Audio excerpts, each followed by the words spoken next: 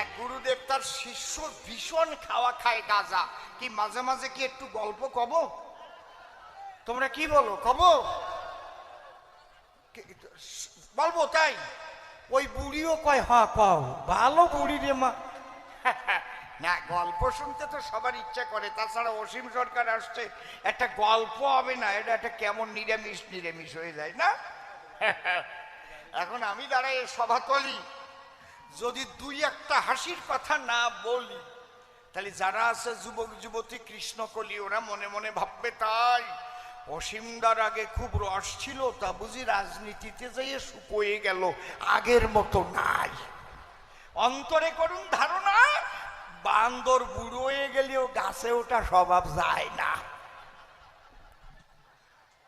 এই যে দেখবেন যারা গাঁজা খায়, গাঁজা বুম বুম দেয়, গাঁজায় দম টান কি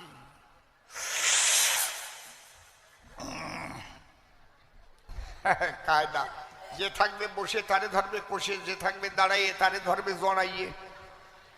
আর যারা হাসার কথা না, গাজার আবার নকল নামও আছে।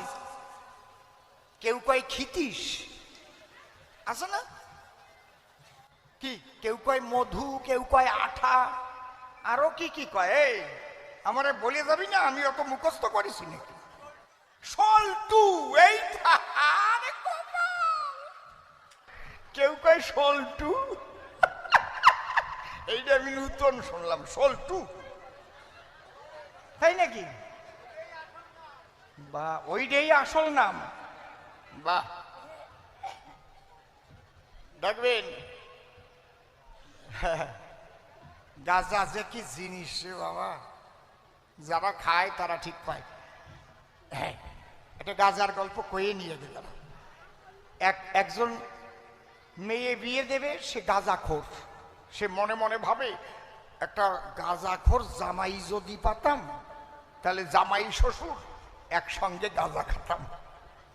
এখন যে ছেলে দেখতে যায়, জিজ্ঞেস করে, খোকা তুমি গাঁজা খাও? কেউ খালিও কয়, সে আরো লুকাতে চায় না, না না না আমার কোনো নেশা নেই, আমি বিড়িটাও খাই না। তার মানে আমার যেন মেয়েটা দেয় আর কি। কিন্তু ওতেও খুশি হয়। তাই লোকটা যা আশায় করেছে, ভগবানের আশা পূর্ণ করেছে। এমন একটা ছেলে রাতে মেয়ে পড়িছে, ওই ছেলে গাঁজাখোর, শ্বশুরের চাইতে আরো বেশি গাঁজা খায়। এখন দুর্গা পূজায় শ্বশুর বাড়ি গেছে, কে? জামাই। এখন জামাই জানে না যে শ্বশুর গাঁজা খায়, শ্বশুর জানে না যে জামাই গাঁজা খায়। এখন শ্বশুরের গাঁজার নেশায় আর ঠিক থাকতে পারতেছে না। শ্বশুর ভাবলো জামাই যখন উত্তর ঘরে বসা আছে, তাই দক্ষিণ পাশের ঘরটা খালি রয়েছে, ওই জায়গায় যাইয়ে আমি কলকে নিয়ে টিপে টুপে ভরে 2-3 টান দিয়ে অন্তত আপাতত নেশাটা মিটই। দেখবেন ওনার কাছে আবার ছোট্ট একটা ব্যাগের মতো, থলির মতো থাকে, ওতে এতটুকু এখন তক্তা থাকে, ওটার নাম আবার প্রেম তক্তি। আবার এরকম বাঁকানো এতটুকু একটা বেশ ছুরি থাকে, ওটার নাম আবার রতন কাটারি, নাম দেওয়া আছে আলাদা আলাদা। তারপরে লাল একখান কাপড় থাকে, যেটা কলকের তলায় দেয়, ওটার নাম আবার ছাতি, কেউ বলে জামেয়া। আর এতটুকু একটা কলকে থাকে, ওটার নাম আবার বাঁশি। কি ঠিক কইছি না সল্টু? হ্যাঁ, কায়দা আছে। তা উনি দক্ষিণ ঘরে যাইয়ে বেশ ওই বাঁশি নিয়া, সল্টু নিয়া, রতন কাটারি নিয়া, প্রেম তক্তি নিয়া কাটিয়ে কুটিয়ে ভরিয়ে টান মারিছে। যেই টান দিছে, চাক চাক হয়ে ধুয়ো বেরোইছে। আর ওই টাইমে দক্ষিণে বাতাস ছাড়িছে। জামাই উত্তর ঘরে বসা রইছে, ওই চাক ঘুরতি ঘুরতি যে জামাই নাকের মধ্যে ঢুকিছে। আর গাঁজা করে যদি একবার গাঁজার গন্ধ পায়, গাঁজার নেশায় অমনি শেষে মাতাল হয়ে যায় নাকি? জামাই বেটা ঘরে বসে মনে মনে ভাবে, আরে কে যে কোথায় গাঁজা খায়, আমারে কি একটু প্রসাদ দেবে? কিন্তু শ্বশুর বাড়ি এসেছি, কারেই বা কই, আর এত সুন্দর গাঁজার গন্ধ কি করে বা সই? কায়দা আছে। আরে গাঁজা খাওয়ার নেশা জামাইয়ের চেপে গেল, শ্বশুর মশাই গাঁজা খেয়ে ধোঁয়া ছেড়ে দিল, যত ছাড়ে তত ধোঁয়া ভাসিয়া বাতাসে ঠিক জামাইয়ের সোজাসুজি নাকের মধ্যে আসে। এখন জামাই আর ঠিক থাকতে পারে নাই, জামাই বলছে, এই কেরে কোথায় মধু খায়? মানে শ্বশুর ভাবতিছে গাজারে যে মধু কয় তা জামাই জানে কি করি? তাহলে ভগবান কি সত্যি গাঁজাখোর জামাই জোটাইছে নাকি? আর একবার টানিয়ে নেই, দাঁড়া। ওই ঘরের দিকে একদম ছাড়িয়ে দিছে।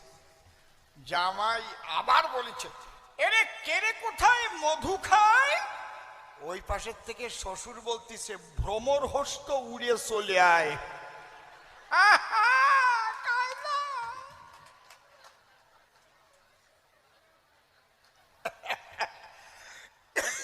এক গুরুদেব তার শিষ্যরে বলছিল, বাবা 1 মাস যদি তুই গাঁজা না খাইয়ে পারিস, তোরে দিচ্ছি পরামিষ, তুই যা চাবি আমার কাছে তাই পাবি, যা চাবি।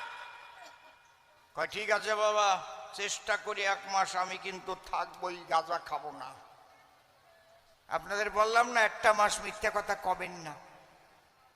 ও একদম চাপিয়ে সুপে 1 মাস গাঁজায় টান দেয় নাই। সত্যি 31 দিনের দিন গুরুদেব আসছে, বাবা, হ্যাঁ বাবা, গাঁজা খেয়েছো 1 মাসের ভিতরে? বলে না বাবা। তুমি দরকার হলে ব্লাড পরীক্ষা করে দেখো। আমি 1 মাস গাঁজা খাইনি। গুরুদেব ভাবতেছে, হায় রে, তাহলে তো কি চাবে না, এখন যা চাবে তাই দেব। কয় বাবা তাহলে চাও, বুঝে শুনে চাইও। কি চাও? কি চাও বলো?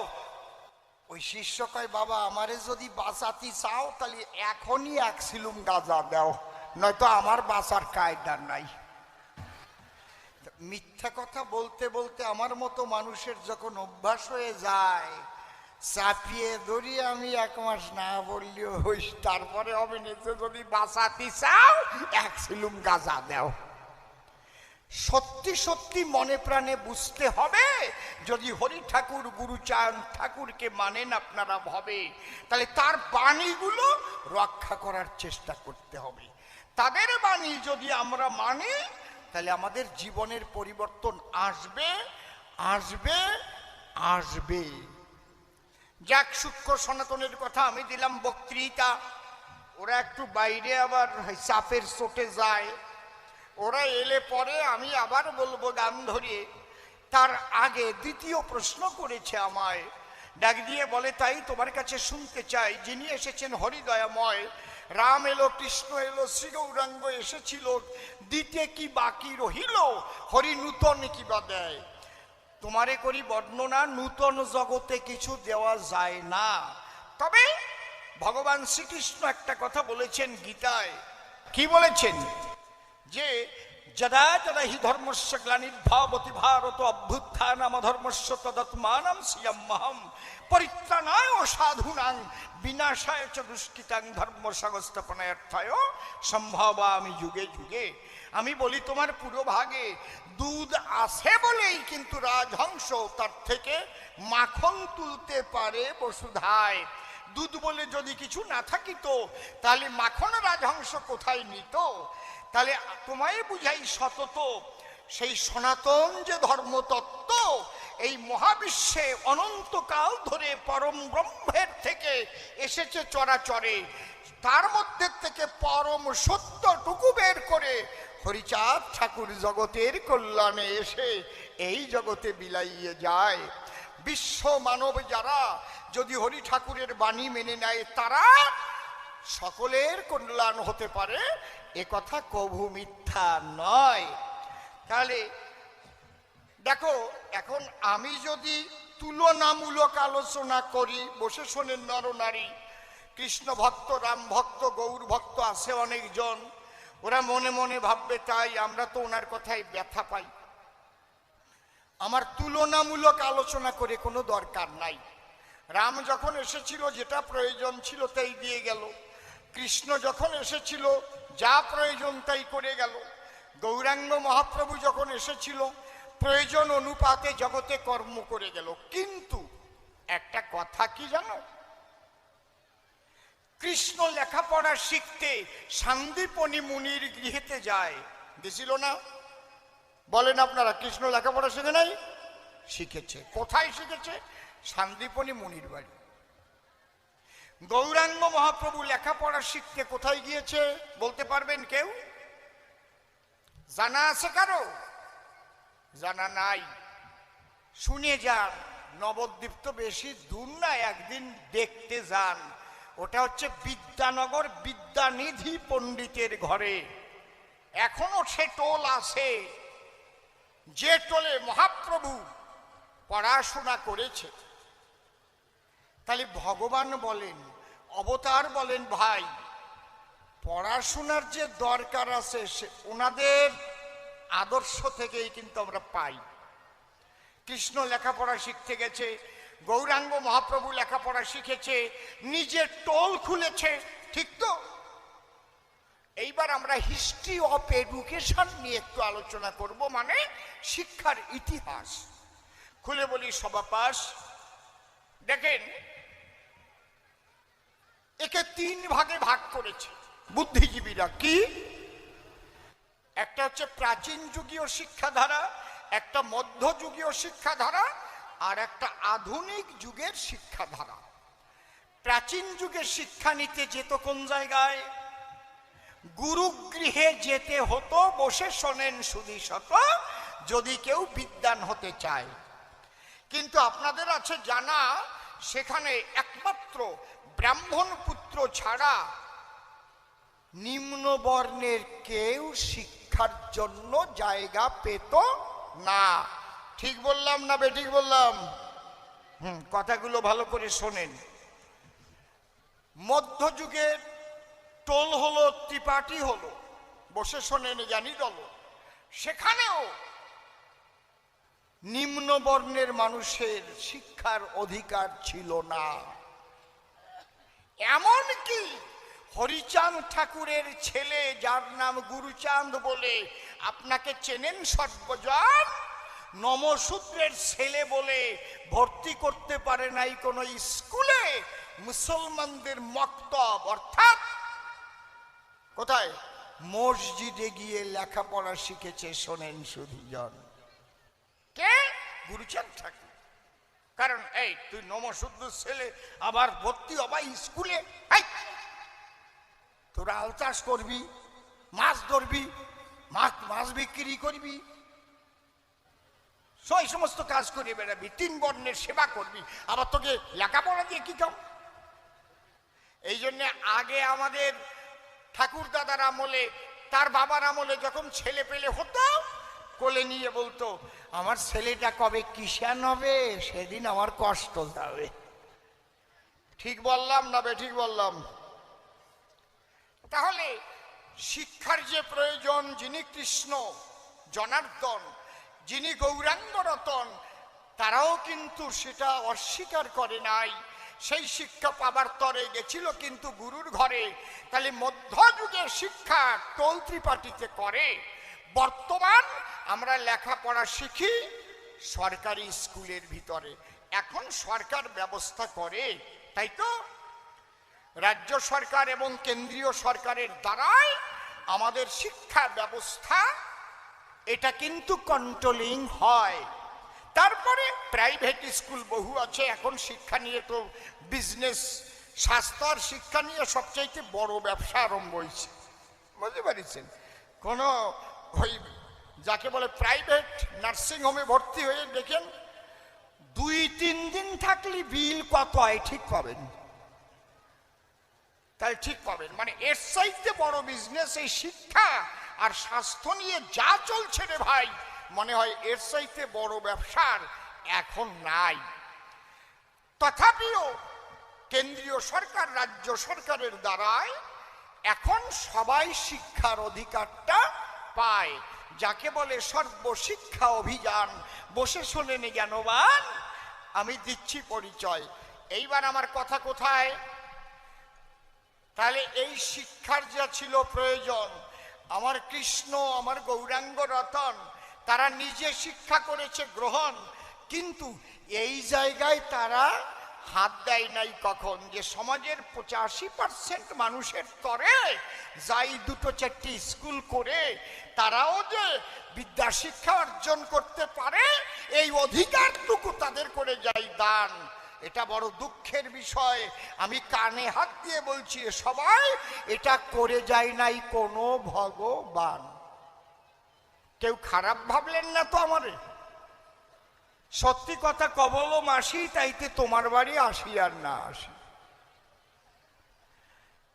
তাহলে এই জায়গাটা দেখেন, আপনি আজকে ধর্মকথা শুনছেন, শাস্ত্র পড়ছেন, আমি ধর্মকথা বলছি, আমি ইংলিশে গান লিখে গাইছি, Hari you are my security, so I have got very beauty, my duty is always your name, I thought I am the greatest leader, but all things are your game. You have given my soul and my best health. You have given me all worldly wealth. So you are very charitable man, no other can be the same. My duty is always your name. Your beloved sons are Golok and Tarok, Oshini and Mohanando, whose out we slog. So you are their life leader. Hiramon was one of them. My duty is always your name. তাহলে এই ক্ষমতা কোথায় পেলাম? দাঁড়িয়ে বলি সভ্য সমাধান, যে দুইজনের নাম বাবা হরিচাঁদ আর গুরুচাঁদ ঠাকুর এসেছিল এই বসুধায়, তারা আমাদের শিক্ষার অধিকার দিল। প্রেমানন্দে হরিবল হরিবল বলো। এখন চলছে সর্বশিক্ষা অভিযান। তাহলে ওই সময় আন্দোলন করে এই শিক্ষার আলো ঢুকিয়েছিল ঘরে ঘরে। আজ থেকে প্রায় 200 বছর আগের কথা, বসে শোনেন বিজ্ঞ শ্রোতা। তখন কোনো বান্ধব ছিল না আমাদের এই চরাচরে। হরিবল একবার জোরে জোরে বলুন, জয় জয় হরিচাঁদ গুরুচাঁদ প্রেমানন্দে হরি হরি বল হরি।